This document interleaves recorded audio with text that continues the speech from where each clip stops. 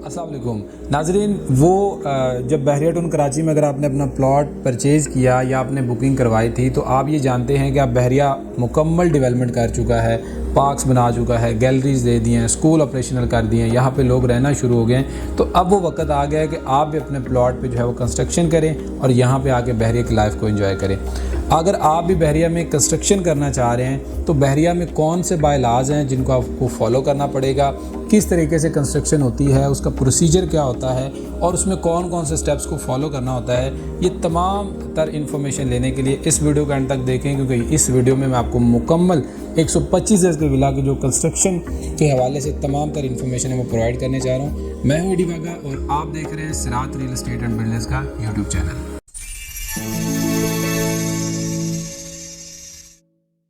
जी नाजरीन, तो आज की इस वीडियो में मैं आपको मुकम्मल तौर पे ये गाइड करूँगा कि अगर आप बहरिया में आपका 125 गज का प्लॉट है, उसके ऊपर अगर आप कंस्ट्रक्शन करना चाह रहे हैं तो बहरिया की कंस्ट्रक्शन जो है और आउट ऑफ बहरिया जो कंस्ट्रक्शन है उसमें थोड़ा सा डिफरेंस होता है, क्योंकि बहरिया में आप जब कंस्ट्रक्शन करते हैं तो आपको बहरिया के जो बाय लॉज है उनको जो है स्ट्रिक्टली फॉलो करना पड़ता है। उसकी वजह ये होती है कि अगर आप उन बाय लॉज को फॉलो नहीं करेंगे और उन बाय लॉज को फॉलो किए बगैर आप कंस्ट्रक्शन करेंगे तो हो सकता है कि आपका विला कंप्लीट होने के बाद आपको डिमोलिश करना पड़ जाए। तो इसलिए ये चीज़ बहुत अहमियत की हामिल, बहुत ज़रूरी चीज़ होती है कि आपको मुकम्मल तौर पे बाय लॉज को फॉलो करते हुए फर्स्ट स्टेप से लेकर एंड स्टेप तक अपना विला कंप्लीट करना चाहिए, ताकि आपको किसी किस्म की जो है वो कॉन्सिक्वेंसेस का जो है वो सामना ना करना पड़े। तो अगर आप ये मुकम्मल इन्फॉर्मेशन लेना चाहते हैं तो इस चैनल को सब्सक्राइब कर लें, क्योंकि यहाँ पे हम आपको बताएंगे 125, 250, 500, 1000 गज की कंस्ट्रक्शन के बायलाज क्या होते हैं और आप किस तरीके से कंस्ट्रक्शन शुरू करेंगे और कब जाके आपकी और किस तरीके से कंस्ट्रक्शन जाके आपकी एंड होगी। तो आज हम इस वीडियो में सिर्फ 125 गज के जो है वो बायलाज को डिस्कस करेंगे, 125 गज की जो कंस्ट्रक्शन है उसको डिस्कस करेंगे। अब उसकी कंस्ट्रक्शन को डिस्कस करने से पहले जो बात आपको याद रखनी है वो ये है कि बहरिया में अगर आपने जो है वो विला कंस्ट्रक्ट करना है तो आपको 3 फेजेस से गुजरना पड़ेगा। फर्स्ट है डॉक्यूमेंटेशन फेज़ होता है, सेकंड जो होता है वो जो उसकी कंस्ट्रक्शन का फेज़ होता है वो होता है, और थर्ड जो होता है वो आपको इस चीज़ जो कंप्लीशन लेनी होती है बहरिया से, एक सर्टिफिकेट लेना होता है जिसके बाद आप अपने विला में शिफ्ट हो सकते हैं। अब इन तमाम चीज़ों को अगर बायलाज के अकॉर्डिंग करेंगे तो आपको किसी किस्म की परेशानी का सामना नहीं होगा, आपको ईजीली जो है वो अपना कंप्लीशन सर्टिफिकेट मिल जाएगा और अपने घर में शिफ्ट हो जाएंगे। सबसे पहले हम शुरू करेंगे डॉक्यूमेंटेशन फेज़ से। जो डॉक्यूमेंटेशन फेज़ है वो आपने बहरिया से उसका डिज़ाइन अप्रूव करवाना होता है, अपने विला का एक आउटर डिज़ाइन होता है, स्ट्रक्चरल डिज़ाइन होता है और सारी चीज़ें जो है वो अप्रूव करवानी होती है। इसके लिए सबसे पहले आप बहरिया की वेबसाइट जाएंगे डिज़ाइन विंग पे, उसमें आप जाके अपना जो बीटी के नंबर है वो देंगे, उसके बाद वो आपको डिज़ाइन बताएंगे कि आप उनमें से कौन सा डिज़ाइन चूज़ कर सकते हैं। ये बेसिकली जो डिज़ाइन होता है ये फ्रंट एलिवेशन होती है, जो बाहर की एलिवेशन होती है। अगर तो आपका विला अगर आपकी जो स्ट्रीट है उसमें ऑलरेडी कोई विला बना हुआ है तो फिर आपको जो आउटर एलिवेशन है वही यूज़ करनी होगी जो कि ऑलरेडी वहाँ पे विला बना हुआ है। अगर आपको जो विला आपकी स्ट्रीट में कोई नहीं बना हुआ तो फिर जो बहरिया के 6 से 7 डिज़ाइन होते हैं उनमें से आप अपनी मर्ज़ी का जो फ्रंट एलिवेशन है, आउटर एलिवेशन है वो चूज़ कर सकते हैं और उसको जो है वो आप अप्लाई कर सकते हैं। तो फर्स्ट काम तो ये होगा, उसका वाउचर पे करेंगे डिज़ाइन फ़ीस का, और आपको जो है वो डिज़ाइन का पता है, जब बहरिया डिज़ाइन अप्रूव कर देगा आप वाउचर पे कर देंगे, फिर वो आपका आके प्लॉट की जो डिमार्केशन कर देगा कि ये वाला प्लॉट है और ये आपने इसके ऊपर आउटर एलिवेशन बनानी है। ये काम करने के बाद आउटर एलिवेशन के बाद जो दूसरा काम आपने करना होता है वो ये होता है कि आपने उसके डिज़ाइन अप्रूव करवाने होते हैं। उसमें जो सेकेंडली आपने सॉइल टेस्टिंग करवानी है। सॉइल टेस्टिंग करवाने के बाद आपने वो एक सॉइल टेस्टिंग बहरिया को 3 कॉपीज़ होंगी, एक अपने पास रखेंगे, एक बहरिया को देंगे, और जो एक जिससे आपने स्ट्रक्चरल डिज़ाइन बनवाना है उस इंजीनियर को देंगे। वो इंजीनियर बहरिया का भी हो सकता है या पाकिस्तान इंजीनियरिंग काउंसिल से कोई भी अप्रूव जो इंजीनियर है उससे आप जो है वो स्ट्रक्चरल डिज़ाइन करवा सकते हैं, स्ट्रक्चर अपना डिज़ाइन करवा सकते हैं। फिर उसके बाद जो आप स्ट्रक्चरल जो इनर एलिवेशन जो इनर स्ट्रक्चर बनवाएंगे फिर आपने उसकी जो कॉपी है वो बहरिया को उसी पोर्टल के ऊपर आपने ये डॉक्यूमेंट्स जो है ना वो अपलोड करते रहना है। फिर उसके बाद जो नेक्स्ट है वो आपने जो प्लम्बिंग डिज़ाइन है मीन के जो पूरा उसके घर के अंदर इलेक्ट्रिक डिज़ाइन होगा, जो प्लम्बिंग डिज़ाइन होगा उसकी जो ड्राइंग्स होंगी वो बनवानी है और वो भी उसी पोर्टल के ऊपर आपने अपलोड कर देनी है। अब ये सारी चीज़ें होने के बाद आपने जो है वो एनओसी के लिए अप्लाई कर देना है। अब एनओसी के लिए जब आप अप्लाई कर देंगे तो अप्लाई ये करीबन 15 से 20 दिनों का प्रोसीजर होगा, और जो पूरा जो डॉक्यूमेंटेशन का फ़ेज़ है इसमें 2 से 3 महीने लगते हैं। इससे पहले ये डॉक्यूमेंटेशन का फ़ेज़ मुकम्मल नहीं होता। करीबन 3 माह के अंदर जो है वो आपने ये सबसे पहले डिज़ाइन अप्रूव करवाना है, सॉइल टेस्टिंग करवानी है, स्ट्रक्चरल डिज़ाइन बनवाना है, उसके बाद आपने उसका इलेक्ट्रिक डिज़ाइन है, उसके बाद जो प्लम्बिंग डिज़ाइन है, ड्राइंग है, ये बनवानी है, और उसके बाद फिर आपने एनओसी के लिए अप्लाई कर देना है। ये 2 से 3 मंथ का प्रोसीजर होता है, और ये 125 गज़ के लिए आपका करीबन 4 से 5 लाख का जो वो खर्चा होगा। इसमें जो इनर डिज़ाइन होगा वो आपने बहरिया से अप्रूव करवाना है। बाकी जो रिमेनिंग आपके डिज़ाइन होंगे, जो स्ट्रक्चरल डिज़ाइन होगा, उसके अलावा जो प्लम्बिंग ड्राइंग होगी, उसके अलावा जो इलेक्ट्रिक ड्राइंग होगी, सॉइल टेस्ट होगी, ये सारे आपने किसी प्राइवेट वेंडर से करवाने हैं। जो लैब्स वगैरह यहाँ पे बनी है वहाँ से आपने ये सारे डिज़ाइन बनवाने हैं, और बनवाने के बाद आपने बहरिया के जो है वो पोर्टल के ऊपर अपलोड करते जाना है। जब ये सारा काम हो जाएगा, एनओसी आपको मिल जाएगी, उसके बाद जो फेज़ शुरू होगा वो कंस्ट्रक्शन फ़ेज़ होगा। सेकेंड जब कंस्ट्रक्शन फ़ेज़ शुरू हो जाएगा तो बहरिया जो आएगा, और जो उसने डिमार्केशन ऑलरेडी दी होगी वहाँ से आपने क्या करना है, वहाँ से आपने डिगिंग स्टार्ट कर देनी है। और इसके अब ट्रंच जो है ना वो बताएगा कि यहाँ से यहाँ तक जो है ना वो आपने वो एक खड्डा खोदना होता है प्लॉट के सामने, ताकि बैरियर की कोई भी नीचे से कोई लाइन तो नहीं गुजर रही, पानी की लाइन या इलेक्ट्रिसिटी की या गैस की कोई भी लाइन तो नहीं गुजर रही। तो वो आपने जब सारी चीज़ें हो जाएंगी उसके बाद आपने फाइनली डिगिंग का काम स्टार्ट करवा देना। जब डिगिंग होगी तो फिर डिगिंग होने के बाद जो बहरिया है वो फाइनल आपको डिमार्केशन देगा कि इसके अंदर रहते हुए आपने अपनी कंस्ट्रक्शन शुरू करनी है, और उसके साथ ही एक इंस्पेक्शन कार्ड दे देगा।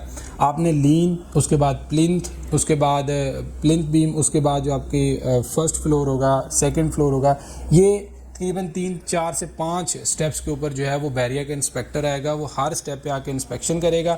इंस्पेक्शन करने के बाद वो जो आपको इंस्पेक्शन कार्ड दिया होगा उसके ऊपर वो अप्रूव करता जाएगा कि जितने भी आपने स्टेप्स किए हैं, फर्स्ट स्टेप है तो उसका जो है वो अप्रूव है। सेकंड स्टेप उसमें उसने चेक करना होता है कि जो आपने वो मटेरियल यूज़ कर रहे हैं उसकी आप रेशो सही यूज़ कर रहे हैं। स्ट्रक्चरल जब डिज़ाइन आप बनवाते हैं तो उसमें जो उसने रेकमेंड किया होता है स्टील, कि वो स्टील की अमाउंट पूरी है, उसके अलावा जो उसने जो वो सीमेंट की या रेत के जो रेशो होती है वो आप पूरी रख रहे हैं।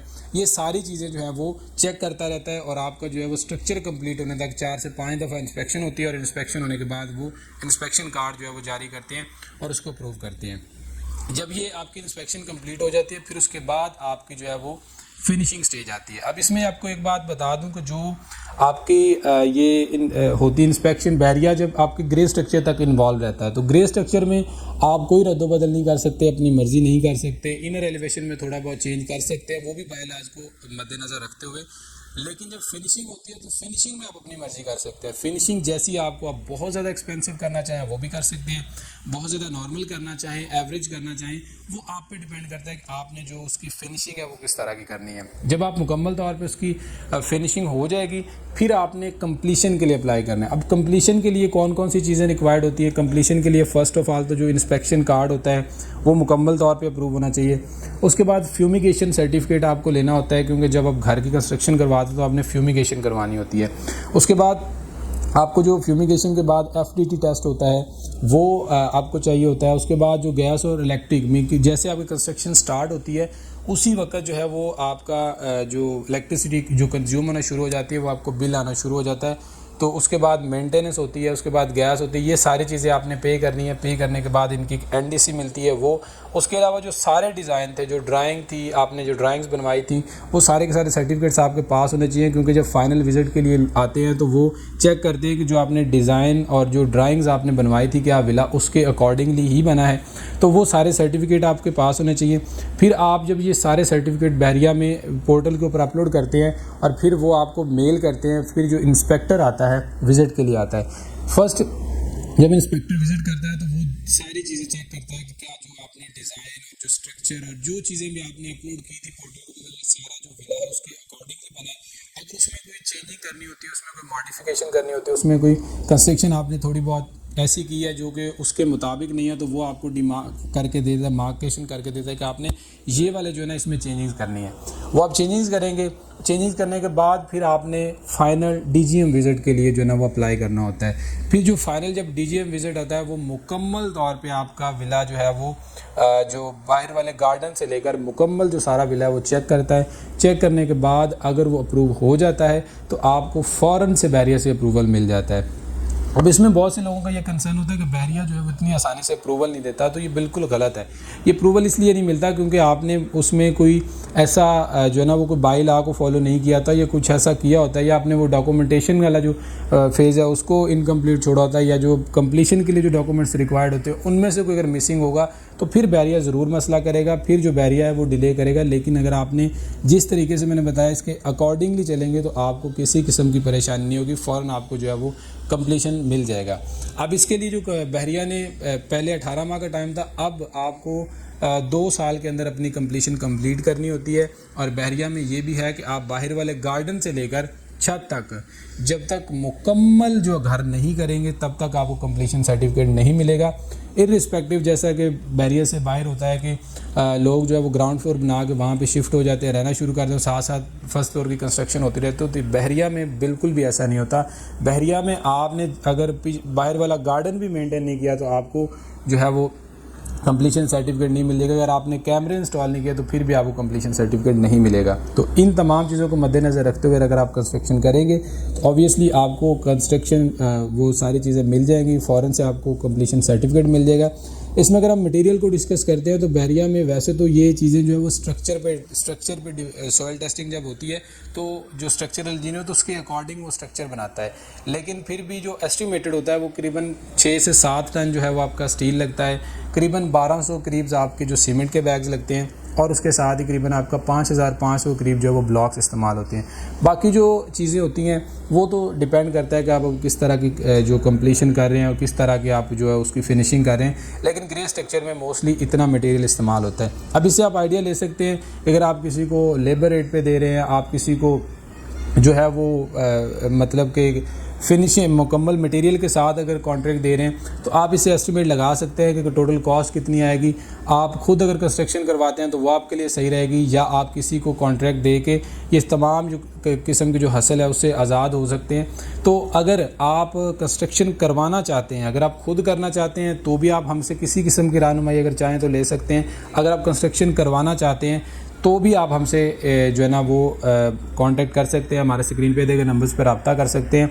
आपको सिर्फ ग्रे स्ट्रक्चर बनवाना है, अगर ग्रे स्ट्रक्चर है आपको फिनिशिंग करवानी है, आपको विदाउट मटेरियल सिर्फ लेबर रेट पे कंस्ट्रक्शन करवानी है, या आप जो है वो विद मटेरियल कंस्ट्रक्शन करवाना है, किसी भी किस्म का, तो हर तरह के पैकेजेस हमारे पास अवेलेबल है। बहुत ज़्यादा माकूल रेट पे इंस्टॉलमेंट पे विला बनवाना चाह रहे हैं, आप वन शॉट पेमेंट पे बनवाना चाह रहे हैं, आपके पास प्लॉट है उस पर कंस्ट्रक्शन करवाना है, प्लॉट नहीं है तो फिर प्लॉट के साथ आप चाहते हैं कंस्ट्रक्शन भी कर दें, प्लॉट भी हम परचेज़ कर दें, तो हर तरह की जो फैसिलिटीज़ हैं, हर तरह के जो ऑप्शन हमारे पास मौजूद हैं।